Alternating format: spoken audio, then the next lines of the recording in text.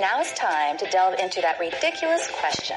Where do you see yourself in 5 years? So it's a cliche question, yes, but interviewers are still asking it. Or variations, such as, what are your long-term career goals? Or, what are you looking for in your next position? So our objective today is to help you master all types of interview questions around your career goals. Where do you see yourself in 5 years? Everybody knows that this is a silly question. Unless you're psychic, you can't answer it with any certainty. It's hard for anyone to predict exactly what might happen in 5 years. And by the way, some interviewers ask about 10 years, 15 years, even further into the future. Luckily, no one's expecting a factual answer here. What the interviewer is trying to do is get a feel for your career goals and how this position fits into your plan. To know if you're a good fit, the hiring manager needs to know where you see yourself headed and how you feel this position is going to get you there.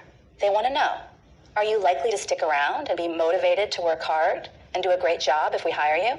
You're much more likely to stick around and do a great job if you feel that this position is helping to further your career goals. If it's helping not only to advance the company, but to advance you.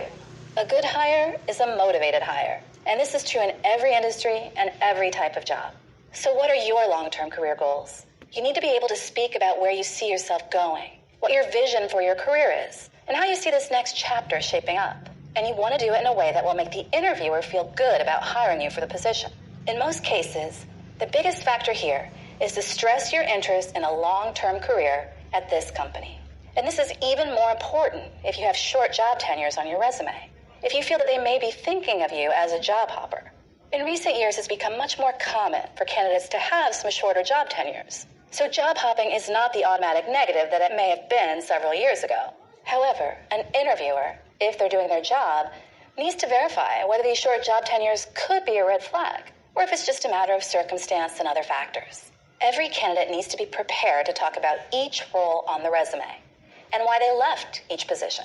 You need to be extra prepared to explain short tenures of a year or less, particularly if you have more than one of them. The interviewer is going to be speculating and possibly coming up with negative explanations for your transitions. You also need to be vocal in expressing your desire for your next position.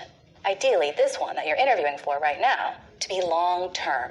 You want to go somewhere where you can stick around, where you can learn, where you can grow, and where all the time and money that they invested in training and developing you is going to be a good investment. They don't want to hire someone who's going to leave in 2 weeks, or even who's going to leave in 2 months or 8 months. They want someone who's going to stick around long enough to be a good investment. So you want to show that you're someone who wants that too. You also need to demonstrate that you are really excited about this job as the next step in your career. Talk about why this makes sense as the next challenge for you to take on, and really show that you're enthusiastic about it. So what mistakes should you avoid here?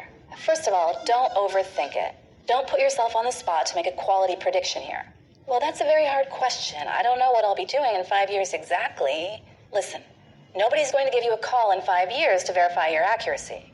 The goal is to assure the interviewer that the job is a fit for your current goals. Second, don't be too specific. I plan to be a VP at a major firm with at least 7 direct reports, a company car, and a salary of $150K plus options. The more detail, the more you risk saying something that they don't like, raising concerns that the job can't give you what you want. Third, don't sound flaky or scattered. If you're talking about too many other possibilities, it's definitely going to make the interviewer pause and wonder if you're a serious candidate. You want to make it clear that this job is what you want to do. Bottom line with this answer, don't raise red flags. Well, I'm not really sure. I'm thinking about law school or starting my own business or clown college. This doesn't sound like someone that they can count on. If they hire someone who takes off prematurely for clown college or even just to take a different job, that makes the hiring manager look bad. It costs the company money. It wastes the company's time. And yes, sometimes life happens and goals change, but you want to reassure the interviewer that you're ready to settle in and make a commitment to the job and the company. Let's take a look at an example answer. My goal right now is to find a position at a company where I can grow and take on new challenges over time. Ultimately, I'd like to assume more management responsibilities and maybe even get involved in product strategy as well. But most importantly, I want to work for an organization where I can build a career. Feel free to use this as a model. It shows that the candidate has long-term goals, has a lot of interest in the position, and the desire for a long-term career with the company, if hired. It's not too specific, just enough to show the candidate knows what they want. This will make the interviewer happy. A candidate who is committed to a long-term career with the company is going to be motivated to perform. So now you know how to answer this question without any psychic talents, and you know what to avoid that could hurt your chances of closing the deal.